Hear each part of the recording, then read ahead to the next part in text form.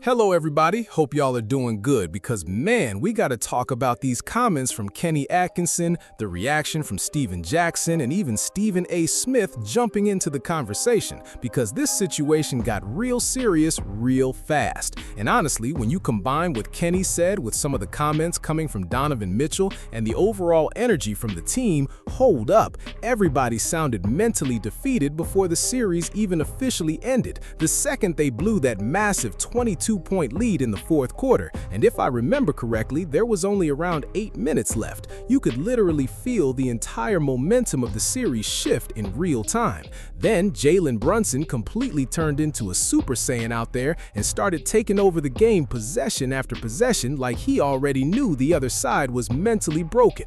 And if we're being honest, after a collapse like that, most people watching already knew the series was basically finished right there, even if technically games were still left to play, because losses like that don't just hurt on the scoreboard, they crush teams psychologically, especially when you lose dramatically after controlling the game for so long. It's one thing to simply lose a playoff game, but it's another thing entirely when you blow a huge lead late and watch the other team completely snatch your confidence away in front of everybody. That type of loss creates a mental hurdle that's incredibly hard to overcome because players start second-guessing themselves, coaches tighten up, and the pressure multiplies every single possession afterward. No, after the game, they all said the usual things publicly, like it's only one game, we were still up big, and we'll bounce back, but listen to this. You could tell psychologically that the collapse absolutely affected the entire group moving forward. So now we're about to get into exactly what Kenny Atkinson said that set social media completely on fire,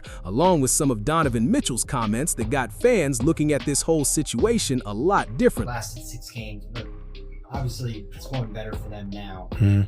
And this is your group's first time. Hmm. It's not over yet, but is there a lesson specifically from getting this far where maybe you hadn't learned before that you would be able to carry with you if you got this opportunity again? Don't lose game one after being up 22. Changes the entire dynamic of the series. But you can't reflect. We're not sitting there reflect on that. But if I were to say one thing, that would be that. But hey, it happened, and now we have to find a way to get back from 3-0. Analytically, I think we've won I said 3 out of 3. We're 2 out of 3 in the expected. I don't know if you guys follow that. There's an expected score, and we won 2 out of 3. And I know you're looking confused, but No, I'm not. There is really, if you believe in process and all that, like man, take that layer. I know I don't throw that on them. I see it for myself. Man, we have this feeling. I have this feeling. Then I can go to our analytical table and be like, man, we are. I think last night it was the expected score was like 1 point or 2. Us shooting way below expected, them shooting way over. And I know no one wants to hear that. I think you guys like hearing it. I know, general public, no one wants to hear that. Everyone's outcome based, and sure, I get that too. So now, with his team sitting on the verge of getting swept, Kenny Atkinson starts bringing analytics into the conversation. And man, this is exactly why so many basketball fans keep saying analytics are slowly ruining the game. Because hold up, we're not just talking about numbers influencing front offices anymore. This mindset has officially made its way deep into the locker room with coaches who are supposed to be leading grown men through pressure situations. Kenny basically started talking about how analytically they were winning certain parts of the game, but listen to this. Statistically and physically, the scoreboard still said they lost. At the end of the day, the only numbers that truly matter in the playoffs are the points on that final scoreboard. And for the last 3 games, they've had fewer points than the other team every single time. So some fans looking at this situation are basically saying, why are we talking about shot quality, percentages, and analytics when your team can't close games and keeps collapsing under pressure? That's the part that really irritated people, because once a team starts sounding more focused on explaining losses instead of correcting them, folks immediately feel like the mentality inside the building is broken. And when your season is hanging by a thread, nobody wants to hear about moral victories or advanced metrics. They want leadership, adjustments, accountability, and actual wins.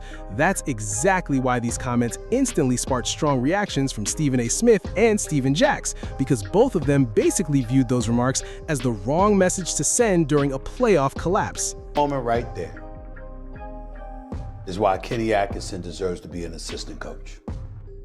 Right there. Now, obviously, I'm being somewhat facetious because the man led Cleveland to a #1 seed last year. Doggy has pointed out how he was a damn good coach in Brooklyn and how Kyrie and KD should have never wanted him gone. And even though they underachieved last year in the playoffs, here they are this year in the Eastern Conference Finals. Give credit where credit is due. You are down 3-0 in a conference finals. You walked in 4 games away from a championship appearance, and now you're on the verge of getting swept.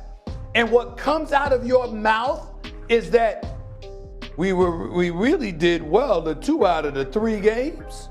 Analytically, see, that's the kind of stuff that if you certain owners, not every owner, but certain owners out there, Wendy, you know I'm telling the truth, and Doggy, if you're honest about it, you know the coaches you've spoken to, you know I'm telling the truth.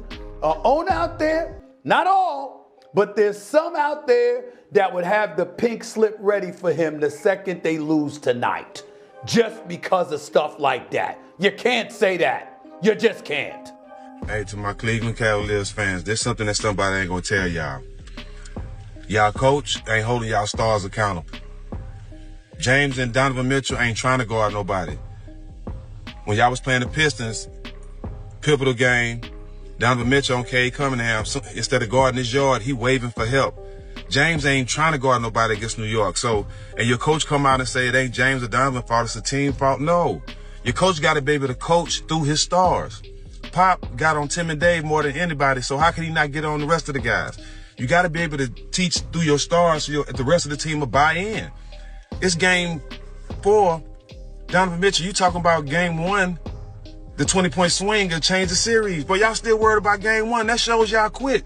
Your coach talking about he can't watch the game because he don't think y'all lost because y'all won analytically? Even fans, y'all coach ain't holding y'all teams accountable. And that shows he don't know nothing about basketball. Facts. And listen, I see exactly what Stephen Jackson is saying here, and man, he did not hold back at all on this one.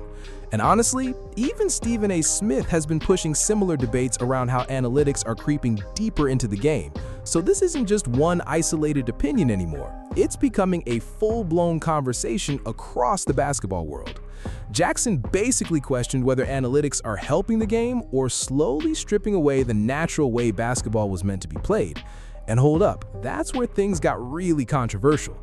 He even went as far as calling analytics stupid, arguing that it only tells part of the story and ignores real-life situations that happen on the floor. He brought up old-school examples too, like how certain systems purportedly discouraged mid-range jumpers during different eras, and how players like Kobe Bryant and others built their entire dominance around that exact area of the court. And listen to this, his main argument is that basketball isn't just percentages and shot charts, it's momentum, foul trouble, matchups, and physical pressure that analytics can't fully capture in real time. For example, if a player drives aggressively and forces the opposing star into early foul trouble, that completely changes the game. But analytics don't always reflect that impact on paper the same way it looks on the floor. That's why he feels like coaches relying too heavily on numbers might miss the actual flow of the game, especially when players like Shai Gilgeous-Alexander or Victor Wembanyama end up getting pulled early or forced into awkward situations because of system decisions instead of natural gameplay. And that's really where his frustration kicks in, because he believes basketball should still reward instincts, physicality, and player strengths instead of forcing everyone into a shoot threes or layups only system. According to him, if a big man is dominant inside, he should be attacking the rim, grabbing rebounds, running the floor, and punishing mismatches, instead of spacing out to the corner just because analytics say it's a higher value shot. He even pointed out how the game is starting to produce players who are being molded to fit systems, instead of systems being built around what players actually do best. Now, when it comes back to Kenny Atkinson, Jackson sounding confused comes from the idea that even after a strong regular season, the same team still ended up getting exposed in the playoffs by execution, toughness, and adjustments, not just numbers. And that's where teams like the Pacers and players like Tyrese Halliburton come into the conversation, because they showed that in playoff basketball, it's not just about efficiency charts, it's about closing games under pressure. He even revisited how Donovan Mitchell and his teams have struggled in certain postseason moments, while comparing it to how Jalen Brunson elevated himself to a completely different level when the stakes got higher. And here's where it gets even more interesting. Stephen Jackson starts revisiting his old takes and basically saying he was consistent all along when it came to Brunson. He's claiming that even back when Brunson was in Dallas, he was already saying teams should prioritize him over chasing big-name stars like Paul George or even Kevin Durant-type free agency moves. And listen, that's a bold stance, because most people at the time were focused on superstars, not a guard who was still developing into a franchise-level floor general. But Jackson's whole point is simple. Sometimes the smartest move isn't the flashiest one. It's the player who can actually control winning basketball when it matters most.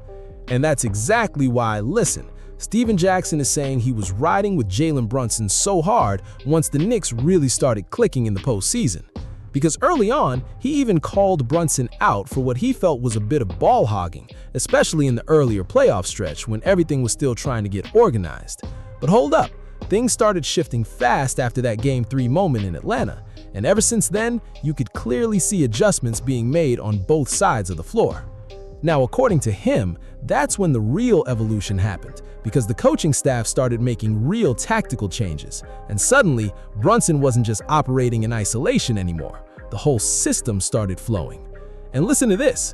When teams try to guard him off the ball instead of just picking him up straight up, it becomes a completely different problem, because now you're dealing with movement, spacing, and decision-making instead of just one-on-one containment.